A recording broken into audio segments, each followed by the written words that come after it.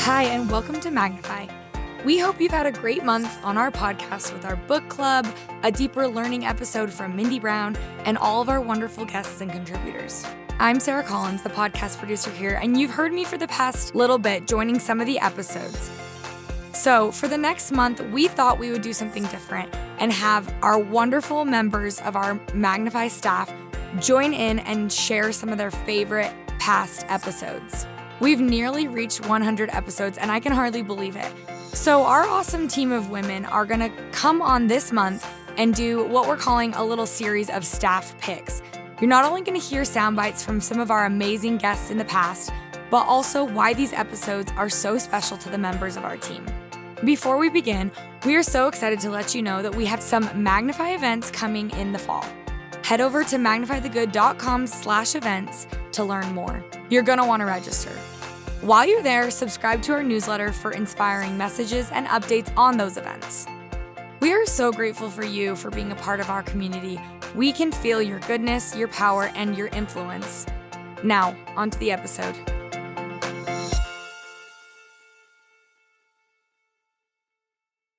To kick us off for these staff picks, we have with us social media manager Elle Rees. Hi, Elle. Hello, happy to be here. Okay, Elle, tell us which episode you picked and why. Okay, for this, I chose Cheering for Peace with Tammy Uzelac Hall. It was released last summer, and it was based on President Nelson's talk, Peacemakers Needed. At Magnify, we did a little study of different attributes of a peacemaker, and Tammy's was all about how being a peacemaker means you're someone who encourages others, encouragement.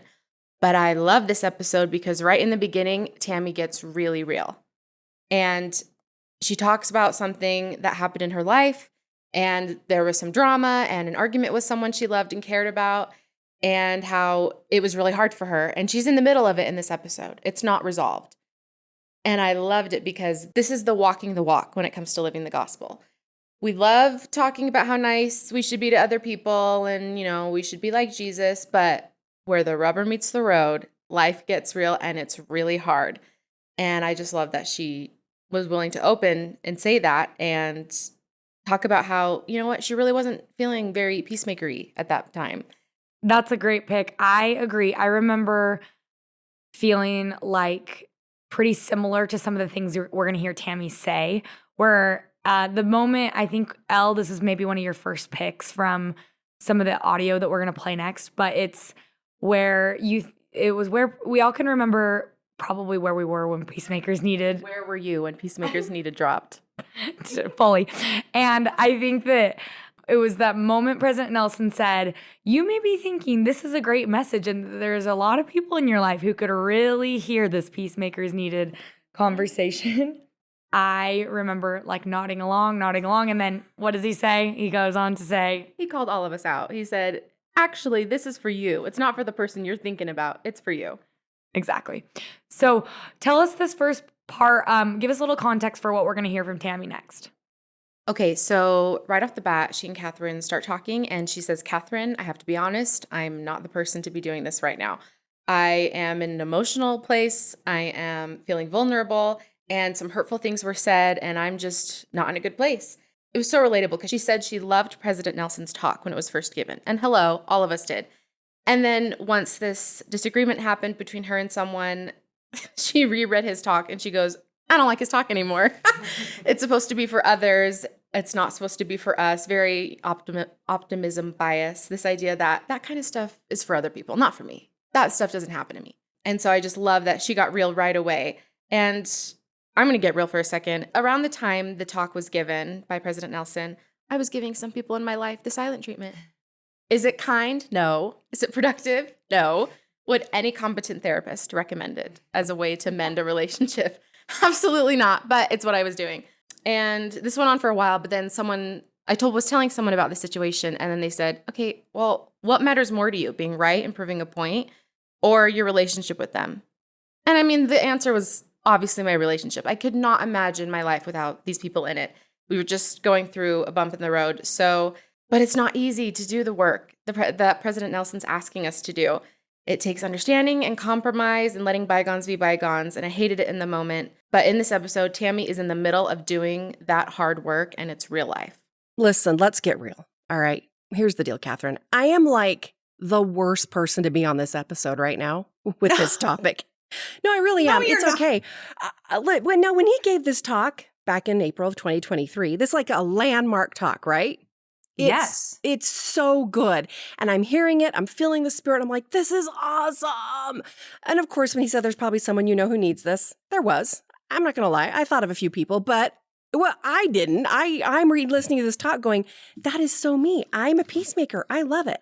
Well, 58 days later, unbeknownst to me, the spirit's like, well, get ready. Buckle up, sister, because you're about to have to prove this in your own life. And 58 days later, exactly, I'm counting it because something happened in my life where, it was and still is not good. Like I'm devastated. My feelings were hurt. Things were said. I'm not in a good place emotionally. And so now I'm reading this talk and I'm like, ugh, why? Why do I have to have this talk right now? I don't want to be a peacemaker. I don't. I want to be sad. I want to be hurt. I want to be angry. I want to go through all the feelings of the grief cycle. I just want to, I want to be in this space right now. I don't want to encourage at all. And when I read this talk, I have read it so many times in preparation for this. My notes, I have copious notes everywhere. I'm like, I'm not an angry person, though. That's the thing. Like, one of my spiritual gifts is the ability to be a peacemaker. I'm the oldest of 5. I take care of people. But this has really rocked my world. And so what did I love about his talk? Nothing right now, because it's kicking my butt. It's calling me to action, and it wasn't supposed to. It's supposed to call other people to action. Right? You know what? So there I am. That's why you're on here. Because honestly, for the real, because so many of us have been there or we are there, and then we think, what's wrong with me? Because this is how I feel. And everybody else seems to be like, oh, so good at this. I'm not here to give you any answers or platitudes. I'm going to give you the real, where this talk was hard to read. There were things that I read that I'm like, oh yeah, that resonated with me. Towards the end, there was a big aha where I was like, okay, that's what it means to encourage. Like, I'm excited about what the Spirit taught me at the end. I've been studying this for over a month, and it's taken me a month to finally get to a place where I'm like, all right, I might be okay. I think the Lord and our Heavenly Father get it, and they allow us some time. Like, it's okay to take some time. Okay, one thing I have to say, I do love that Tammy knew the exact 58 days later, right? I know. But yeah, Tammy's so relatable. I can see why you picked this one. Being a peacemaker is probably a lifelong pursuit. Yes, and like she said, she's right in the middle of it. She still is not in the mood to fix everything right now, and I think that's okay. As soon as something difficult happens between us and someone, it doesn't have to be fixed right in the moment. Like, we can take a little bit of time, sort through your thoughts, and work through it in the best way. Yeah, we're not all born peacemakers is kind of what you're saying. I'm not a natural born peacemaker. I do not have Tammy Uzelac Hall's spiritual gift of being a peacemaker. And that's okay, right?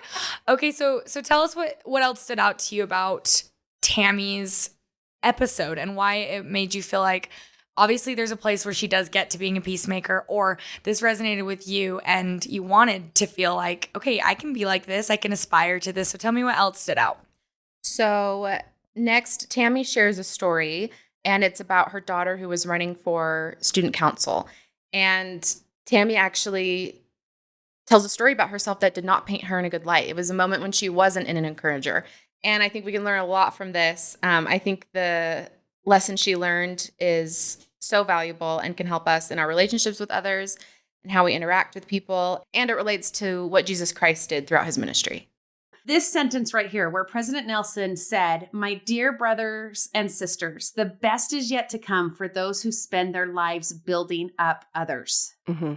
What I love about what the prophet is trying to teach us here is, if you are in the constant habit of building up others, always, if you're in the constant habit of encouraging people, I looked up the word encouragement in the Webster's 1828 dictionary. It's my favorite one to use. It says encouragement means the act of giving courage, confidence, and success. The act of giving someone courage, the act of giving someone confidence, and the act of giving someone success. If that's what your goal in life is, then you are building a foundation with everyone in your life that is positive, so that when times get heated or when there's discord, everyone's more apt to be peaceful about it, as opposed to this knee-jerk reaction where you hate the person and words are shared and it's explosive. I think that's what he's saying. Like, if you can live a life where you encourage people, then when you get in a fight with them, it won't be explosive because they'll know your heart, you'll know their heart. I would like to think at the times when I've been in fights with my dearest friends, where normally if we didn't know each other really well, we'd probably hate each other and walk away. But because we've known each other, we've encouraged each other through whatever it is, we know each other's hearts, and it's easier to just apologize and be a peacemaker. So I think for me, that was what it taught me, is how important it is to just start with that in every relationship so it's your foundation. So can you think of an example of a time when either you were encouraging or someone was encouraging for you and that led to more peace in your life? Well, I can tell you a time when I wasn't encouraging. So here we go, because this is the one that came to my mind. And this one stood out to me because when I read that question, immediately I'm like, oh boy, but no, I know when I wasn't and what happened because of it. So my oldest, she wanted to run for office in 7th grade. She came home so excited. She's like, I got the piece of paper and I'm going to run for student body office. And my reaction to her was, oh, that's interesting. Do you think you'll win? I don't know if you should run. Oh, the spirit immediately was like, you're an idiot. I mean, seriously, that moment was, what is your problem? You don't get to say that. You don't know if she's, and that is all the thoughts I had. Like, you're right. What is my problem? Seriously, why would I have said that? That is the dumbest thing in the world to say. So I apologized to her and I'm like, you know what? We're doing this. We are going full force. And we put up posters and we ran a solid campaign and she lost. But the next year when she came to me and said, I'm running for office again, I'm like, you bet you are. And we're doing this. And what I learned is from that point on, every time a child has come to me and said, I want to do this, I'm like, 100%. If you want it, I'll help you make that happen. Even though I know the odds are completely against this child, that there's just no way. It's not my job to not encourage that. And then I have friends right here. When my other daughter ran for office and she lost, she was devastated. And they found out. And they came over and brought her ice cream and said, celebrate your losses. This is the best. So they encouraged her in her losing. And I just, like, all this encouragement and all this wonderful, it just made my daughter feel at peace. And so that's my example of when I wasn't encouraging. And I learned a very good lesson. This story is so relatable because I am a natural doubter. I assume it's not going to work out. If you tell me a business idea you have, I'll give you all the reasons that I think it will fail. That is my natural reaction. But in the moment, her daughter did not need someone who was doubting her. It has nothing to do with me whenever we have these interactions. It's about playing the role the person needs you to play. If they want to feel validated, if they want someone who will just listen, if they want you to offer actionable solutions, our job is to love and encourage and be who that person needs us to be in that moment. Jesus Christ cried with Mary and Martha when their brother died, even though Christ knew he was going to raise Lazarus from the dead. And even if he hadn't raised Lazarus, he has a perfect understanding of the plan. He knows he's going to see Lazarus in the next life. But he was there for Mary and Martha in a way they needed him to be. It's such a great lesson to learn. Okay, hearing Tammy share this story just makes me love her even more. I feel like one thing that Tammy is so good at is being vulnerable and honest about her shortcomings, which if I know Tammy and I think she's an encourager, but in that moment, she literally came out of that saying she learned a really good lesson. And I think that humility is probably a really good part of why this episode resonated so much with us. Yeah, I mean, once again, we love talking about how nice Jesus was to people and how we need to love others and we need to be kind to everyone and serve. But actually, the people that it matters the most with are the people we're closest to, our family, and that can be the hardest. Oh, that is so true. And I know Tammy actually talks a lot about that. It's so easy sometimes. And why is it? It's so easy to serve others, serve people who feel like kind of that like distance that they're an arm's reach from you. But the people in your inner circle, boy, that does take a lot of humility to encourage and be a peacemaker amongst those people. Yeah. Okay, Elle, get us into this last part that you picked from Tammy's episode. Okay, this is one of my favorite parts.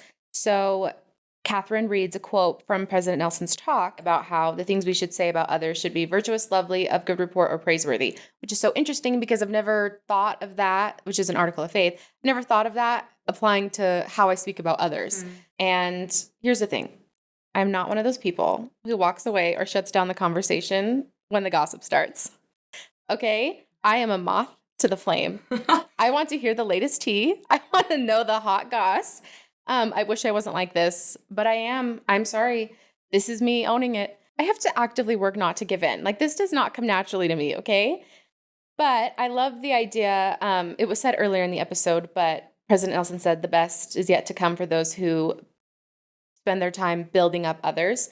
And that building up, that's not just not gossiping. It's saying things that are the virtuous, lovely, good report, praiseworthy. It means encouraging others, making people feel good about themselves, finding commonalities, learning someone's humor or their love language, what makes them tick. And it's especially hard to do that when we don't like that person and others don't like them. I think that's one of the most dangerous traps. Nothing unites people like a common enemy. But we can make others look good even when they're not around. Be everyone's publicist. Ooh, okay. Wait, tell me more.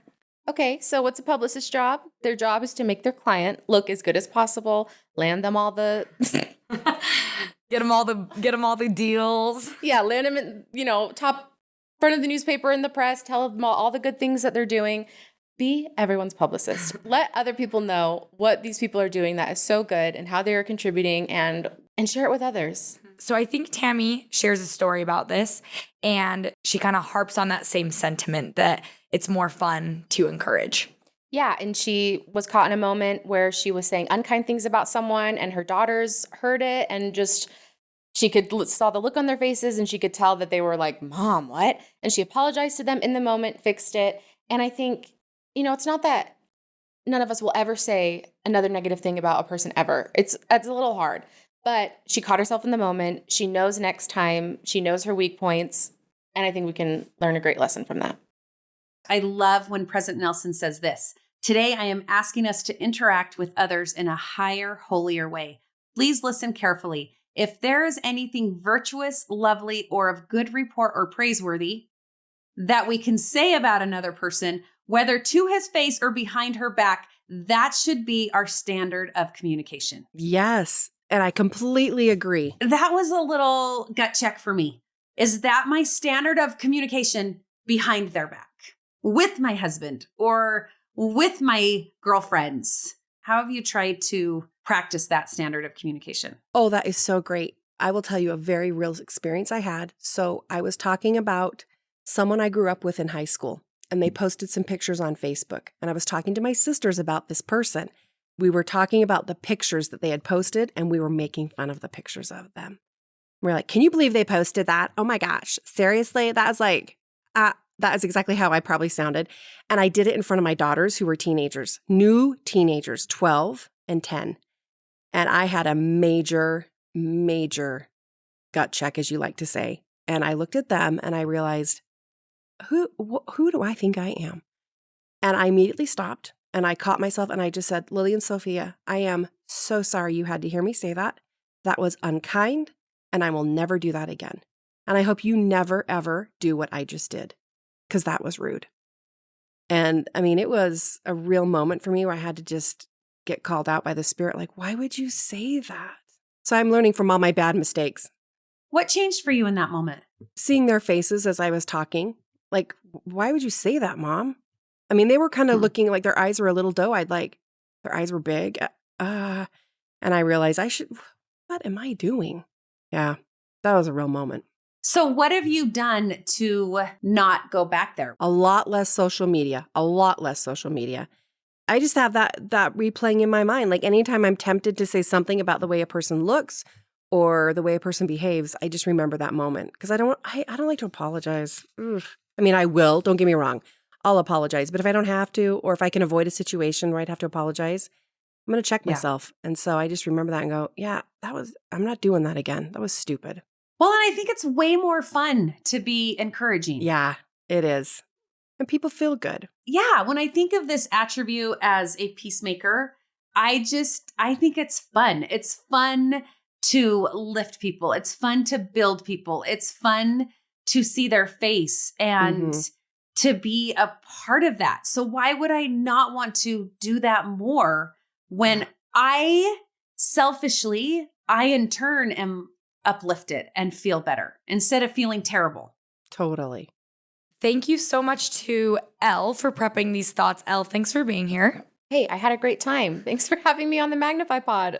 It's always fun to have our staff on the pod. It's so fun to hear from our team. And also, thank you so much to our contributors and to any of our guests who've been on the pod. Thanks, Tammy, for this wonderful message that we can reflect back on. Elle, you're giving us a little behind the scenes. We can pull back the curtain here because you're our social media manager. So tell our audience, tell us what we can be looking forward to. Give us the pitch for why we should be over at the Magnify community on social media. Hey, the Magnify community, we have a lot of fun. Every week we tell you what we're going to be talking about that week and what you can look forward to coming in your inbox with the Magnify newsletter. We take points from the podcast and we share them with you, and we try to share all the good that we can. Yeah, really great shareable things over there. A good part of your week to add a little more inspiration, a little more of the Savior's words and spirit into your lives. Yes, and we want to hear from you. We want to hear your stories and your thoughts on these things. We love talking with the women in our community. Thanks, Elle.